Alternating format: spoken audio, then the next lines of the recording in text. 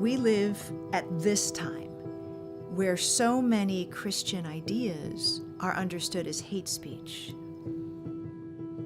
After the Obergefell decision legalized gay marriage, that put the gospel on a collision course with the new law of the land. And I think many Christians have been struggling with, well, how do I speak? What do I do? How do I move forward? Home is a vital place to invite your neighbors in to have some heartfelt conversations. We can love our children together. We can let some things slide, even though the world we live in would say that we're supposed to be enemies. To me, hospitality is the ground zero of the Christian faith. I was raised in an Italian family. There were some issues in my house that made it almost impossible to have people in. So hospitality didn't really become endemic to my life until I had set up a home of my own. I was a professor at Syracuse. I lived as an out lesbian feminist in New York. In our LGBTQ community, somebody's home was open every night of the week. And there was never a question, where will I go if I need help? Because the community itself is organic and fluid, and that was how we dealt with crises. After I wrote my tenure book, I really wanted to write a book that was on my heart. Why is the religious right such a hateful community? And why do they hate people like me? I was on a war against two things, patriarchy and stupid. So I was really curious to know why relatively decent people would use the Bible in such a hateful way. So I wrote an editorial, and it brought all kinds of attention my way, which I didn't really expect. But one of the things it brought my way was a letter from Ken Smith, the pastor of the Syracuse Reformed Presbyterian Church. When Ken and his wife Floy invited me to dinner, I was happy. I thought of Ken as my unpaid research assistant. And they were fine with the fact that I wanted to read the Bible to critique it. That began a research journey that changed my life. But it wasn't research that changed my life. In Ken and Floy's home, the way that they practiced hospitality became a living, breathing example of the theology that they were teaching.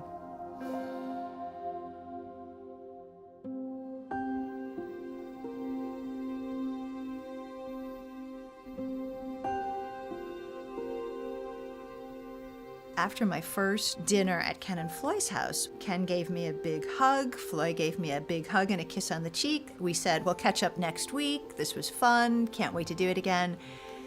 They did not share the gospel with me, and they did not invite me to church. And that was so wonderful, because what it showed to me was that they didn't see me as a project. They actually saw me as a neighbor. Now, I didn't step foot in the church for 2 years, but every week I was in their home. And every week it was clear that pretty much anything could go. We could ask anything. Ken and Floy were fine. And that process of dialogue and table fellowship was compelling. It was deeply compelling. I did not come to faith because I stopped feeling like a lesbian. It's not that I got all of my worldview issues just completely cemented with a happy Christian evangelism, not at all. I came to faith because I became convicted that Jesus is who he says he is.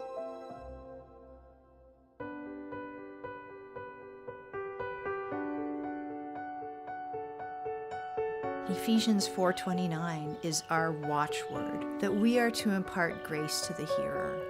I might not agree with everything that you hold to be near and dear, but because we are neighbors, I don't have to say everything that's on my heart. And you don't have to say everything that's on your heart right now. We can put some of our worldview issues aside. And over years of this, the gospel takes on a momentum that is compelling to people.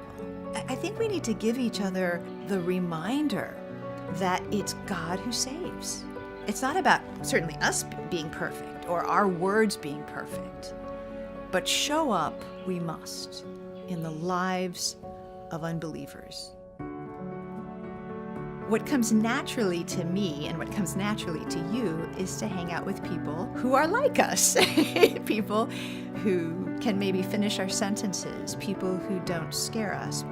But hospitality, biblically speaking, takes strangers and makes them neighbors, and takes neighbors and makes them family of God.